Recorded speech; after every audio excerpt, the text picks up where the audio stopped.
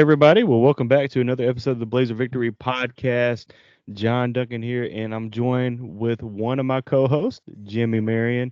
Darian Smith is taking the night off, and whether you're listening to us late Thursday evening, the 13th, or most of y'all Friday morning, it's tournament time, baby. And Blazer Victory podcast, we've done this for a few years now. Um, American Conference or American Championship special, we're calling it this year. And it's quarterfinal action. Hey, as always, this podcast episode is brought to you by Cahaba Brewing Company. We certainly hope that you all will join us Friday evening at 8 o'clock at Cahaba to watch UAB take on the East Carolina Pirates in the American Championships quarterfinals. So, as always, thank you to Cahaba, and we hope you all join us outside on the covered patio. I know weather is not looking great for Saturday, but it's good for Friday night, at least when the game is on. So hopefully you join us and have a good time. And Jimmy, the last watch party we had was East Carolina.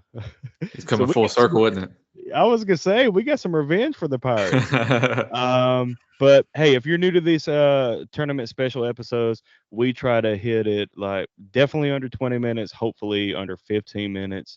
Um, Jimmy, obviously, East Carolina defeats UTSA in the second round of the American Athletic Conference Championship, 70-65, in a very tight game. Um, UTSA had their opportunities to win this game, but East Carolina pulled it out. Um, any thoughts on this second round of game before we kind of talk about what went wrong for our Blazers the last time we met up with the Pirates? Yeah, it was certainly close, as you mentioned. We talked in our text exchange. I think it was yesterday, maybe today. And I had actually thought that UTSA would pull off the upset. All respect to ECU, but I just know UTSA with that shooting. They've been competitive this year. Their record doesn't necessarily indicate that, but they've got some guys that can really shoot the ball. You saw some of that by, I think it's number 12. Um, what is it? Monsantano, I think is his name Yes. for UTSA.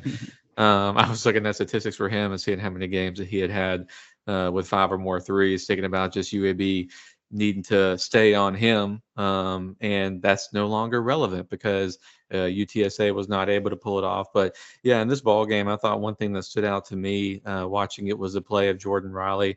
Speaking of number 12, Mm, also for East Carolina, he had a really good game. The former Temple guard, he's averaging 15 points a game, 6 boards. He's a 6'4" guard from New York. And he had 22 in this game, 22 and 12 at the guard position, 5 of 7 from the free throw line.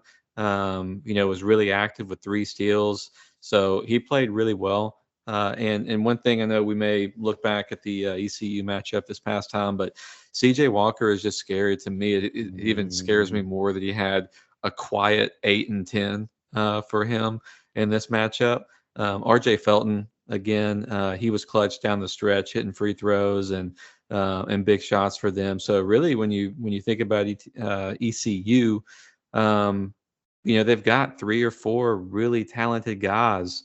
Outside of that, I'm not quite familiar with the rest of their lineup, but they're a scary opponent for UAB, especially given the fact that ECU has played one game in this arena and has gotten that confidence. And I think they said during the broadcast that ECU had won 6 out of their last 8 games, I think, to end conference play. Now they've won another. mhm. So right now, when you think about the month of March, ECU is playing some of their best basketball in a long time.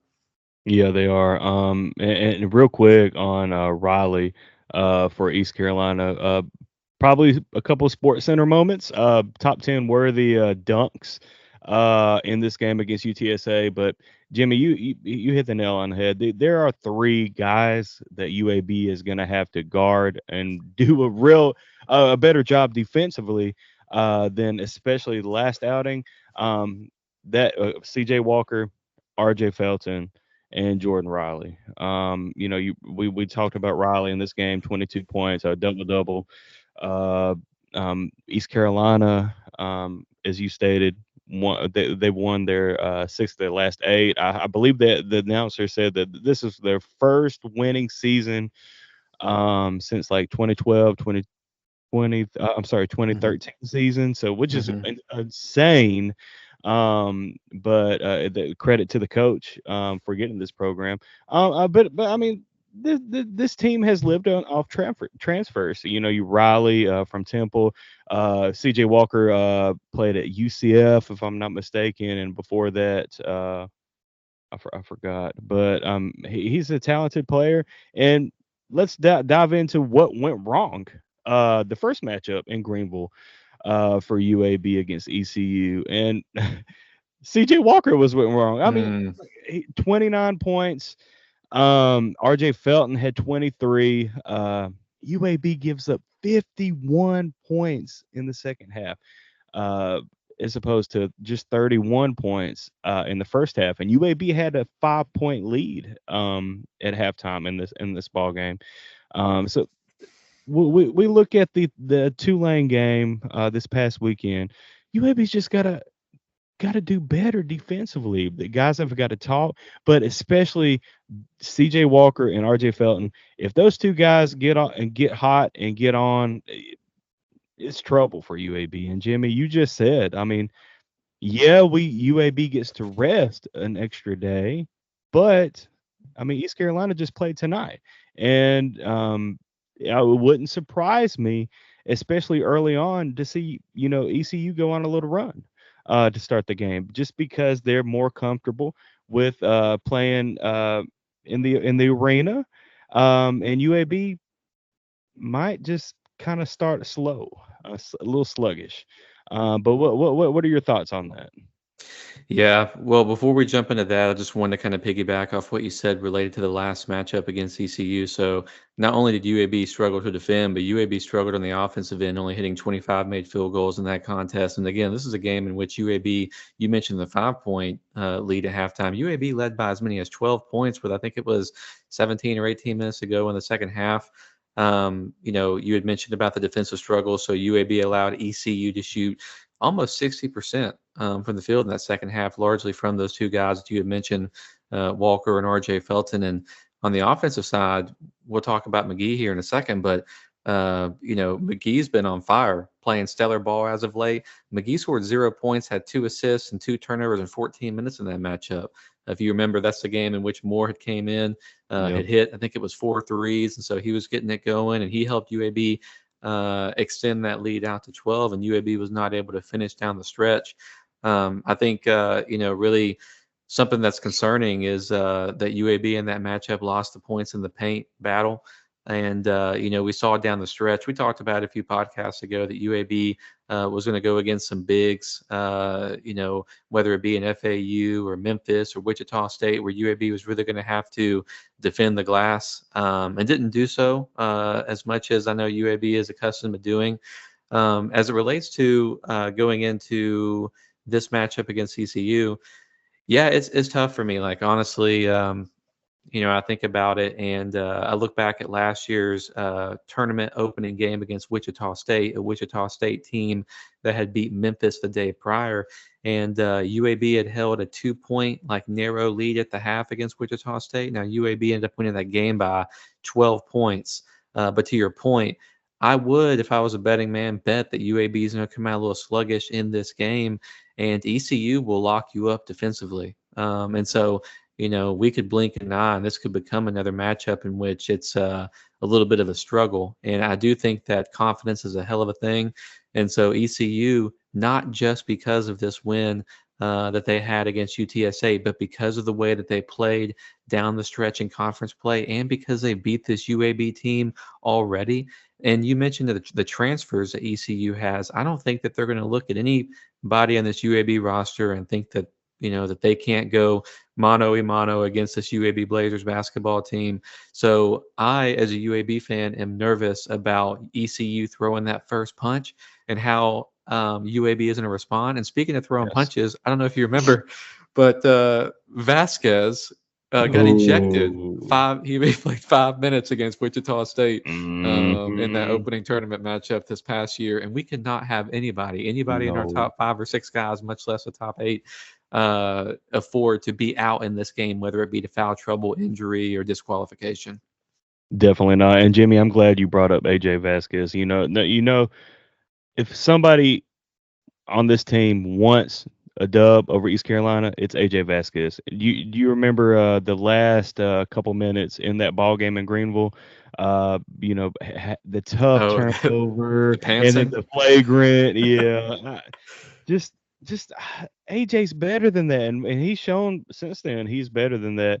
So I know AJ Vasquez wants this game, wants this dub to send UAB to the semifinals in the AAC championship. So gotta have it, man. To East Carolina's tough. East Carolina, they shown against UAB earlier in the season, they're physical. They're going to get the rebounds, but UTSA got a lot of 50-50 balls tonight. And that's a bright spot if you're UAB. If you just got to want it. You just got to want it. Be the aggressor, attack. And we talked about Jabari McGee, his play of late. Yeah, it's kind of sluggish. Christian Coleman, we talk in our text thread, Jimmy. Do you want to talk about? I don't know if you want to get into specifics, but he's had a very disappointing conference slate this season. Yeah, on the positive note, it was last year heading into the AAC tournament that Christian Coleman was really playing his best ball. So, and during that tournament, he averaged 14 points, 5 rebounds. He shot nearly 60% from the field, and he had 0 turnovers in 3 games in Texas during this tournament. So he was playing really good ball. Heading into this year's tournament, if you look at the statistics, he scored in double figures 4 out of the last 5 games. But with that being said, I think that we all know how talented Christian Coleman is, and I think that anybody would say potentially that there's this ceiling in which we've seen Christian Coleman scratch that ceiling, and I think that ultimately it hasn't necessarily been representative of that. I think that there's a lot more that Christian Coleman can give just because he's so talented and because he's so versatile at 6'9". Like he's able to stretch the floor a little bit. He's able to take bigs off the bounce and get to the basket, get to the free throw line, block shots. He's able to be, that guy at the top of the 1-3-1 zone who can really wreak havoc and get UAB open up into the open court. AK's talked about just his ability on the defensive end and his knowledge on that side of the ball. So we say all that to say that Christian Coleman is a highly talented player and a guy that UAB fans are rooting extremely hard for. But you look at the conference play overall, and you look at one statistic like a plus minus as an example, and I had to I had to triple check it. I Triple texted the check. guys and I was looking. I was like, I think my Excel, formula is not working right because I was looking at the overall plus minus statistics and conference play alone, and we pretty much play 8 guys, right? You got a guy like Yaks Mm. leading the way at plus 107 throughout conference play, and then you've got quite a few guys somewhere like a Butta Johnson, McGee, who's in the 50s, Vasquez, Tony, Azariro in the 40s, and you've got Moore at plus 32, and you've got Christian Coleman at the bottom at plus 4. Now, plus minus is one statistic. There's Yeah. a lot more to be read as it relates to just that one statistic alone. But I think it just speaks a little bit to the fact that UAB has not been playing their best ball with Christian Coleman on the floor consistently throughout conference play. And if UAB is going to want to cut down nets and do the same thing they did last year, go to the NCAA tournament 2 years in a row, then we're going to need Christian Coleman playing to his full potential. And I have every faith that he's going to be able to do that. So this is I think he's got another year left, but at the same time, like you never know when your last game's going to be. So AK tried to get these guys to play like the Tulane game was like their last game of their lives, and that didn't necessarily happen. So you can't just assume that you're going to be able to come out next year, whether that be at UAB or elsewhere, and that you're going to be able to have the same type of opportunity. So hopefully him, not just him, but all the guys play with that type of effort and intensity. Yeah, and as we wrap this up, I mean, Andy's shout out Andy. Hey, happy birthday, March 13th. Yeah, there you go. Hey, happy birthday, Enjoy shout out. yourself a drink. Right, yeah. Hopefully he'll get a present with us cutting down nets on Sunday. But he's Andy has talked about all season long. Like the guys just they're just expecting to win. But you got to earn it. You got to earn it, especially 3 games, 3 days, and get 3 dubs, and you're cutting down nets, and you're right back in the tournament. Hmm. We've got to give it 100% these 3 days. Hey, you're not guaranteed tomorrow. Give your 100% against this East Carolina team. 100%. Um, and hey, we'll see what happens. And last season, hey, what was the toughest game? Well, it might have been that South Florida game, but that Wichita game was really tough. Three-fourths of the way in that game. So if you can get this dub, I don't give a damn if you win by 1 point. If you can squeak by, that builds confidence. Hey, probably you're gonna get North Texas or Tulsa. How about Tulsa beating Temple? Hmm. But you're gonna get one of those teams in the semifinals. Hey, let's see what happens. Hey, Hopefully UAB can start this game inside and out. You look at the ECU roster; they've got Walker at 6'8". He's got size. I think he's like maybe 225 listed. You look at the rest of their guys. I mean, they're bigger guards, so they're tough, mm-hmm, bigger guards. UAB's got them as well. But you've got to. That's why we emphasize like Yax and Christian Coleman and Ezewiro, that three-headed monster down the paint.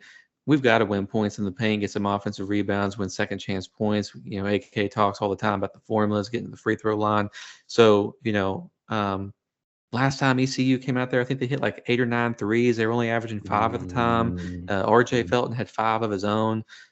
So at the end of the day, I really hope that UAB's bigs take this opportunity and give it back to CJ Walker like he gave it to us this past time, and really control that battle in the paint.